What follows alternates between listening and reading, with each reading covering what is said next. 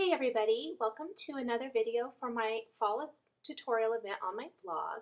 Today's project, I actually have three. This is one of the three, and this is a Thanksgiving card featuring the Harvest Seasons Lawn Fawn stamp set. And I stamped this cornucopia. I missed getting it videoed, I apologize, but I just stamped it with some black tuxedo black ink from Memento or Sukaneko.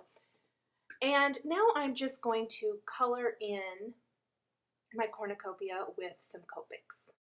I'm going to speed through the coloring. I've just sped it up a little bit so that you can watch me color and not be bored. All of the Copics that I used will be listed on my blog. I'll have a photo of all of them so you can see just exactly what I used. I'm just trying to use some nice fall colors but still add pops of color in. So there's some nice yellow and orange, and I used kind of a muted color for the grapes. I didn't want them to be bright, vibrant purple. And I'm just keep going back over that cornucopia, trying to add the right shadowing and depth and dimension. So I colored those in, and I decided a couple of the places where I had colored yellow, I wanted them actually green. So I just went ahead and went over them. And it kind of gave a nice darker look. Okay. Now that that's colored, I'm taking a 4 1/4 by 11 piece of cardstock and scoring it in half with my Martha Stewart scoring tool, which I love. And I'm going to take a 2 3/4 inch circle punch and punch out my design. So there I have that.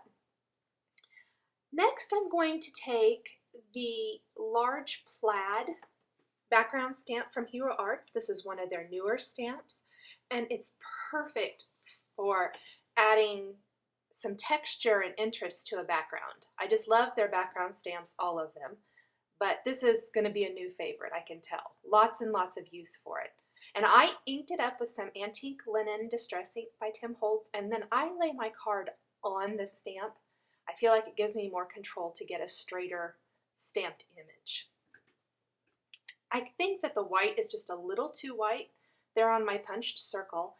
I didn't even bother masking off this image because I'm using such a light distress ink.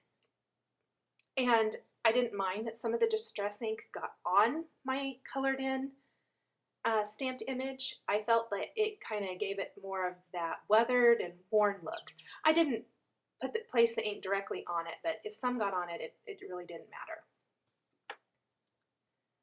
The next thing I'm going to do is I'm going to take a scrap of this same cardstock, and the cardstock is from Paper Tray Ink. I don't think I mentioned. It's one of their newest colors called Fine Linen. Gorgeous color. I love it.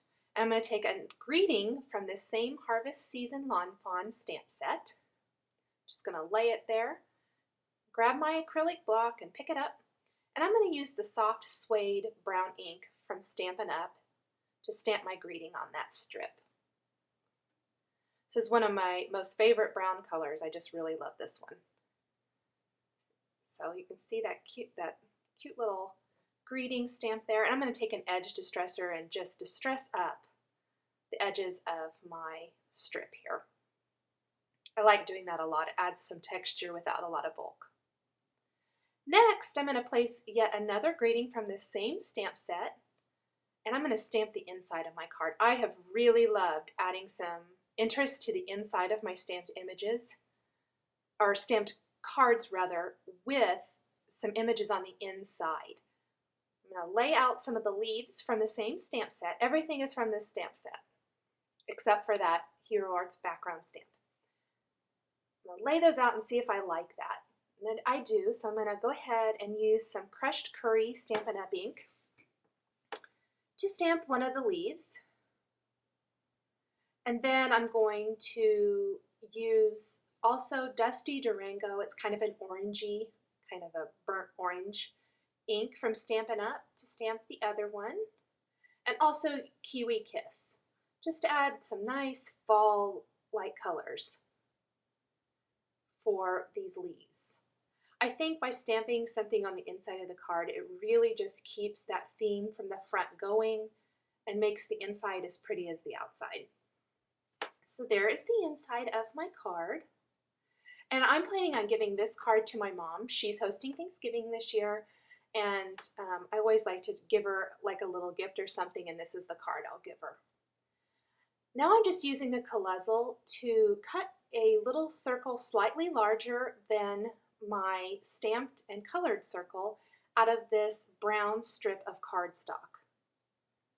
And I did this because I just wanted a simple way to kind of give that circle an embellishment, or not embellishment, but a mat. And I like doing this a lot, where I cut the circle out of the background and then pop up a circle inside of it. It just is a fun and easy way to add interest. This is some Orange Zest saddle stitch ribbon from Paper Tray Ink. I'm going to just tie that in a quick bow at the top of my card. I wrapped it around and secured it. Cut the ends pretty. I also added some machine stitching to the greeting, just the strip. And then I added a little bit of white stamping with that leaf stamp, and it was a little too white. You can't see it here, but I took a gold Copic glitter marker and colored over all those white leaves to just give them a little shimmer and shine. For more information, please visit my blog at www.nicolemcgurk.typepad.com on October 10th, 2010. Thanks for watching.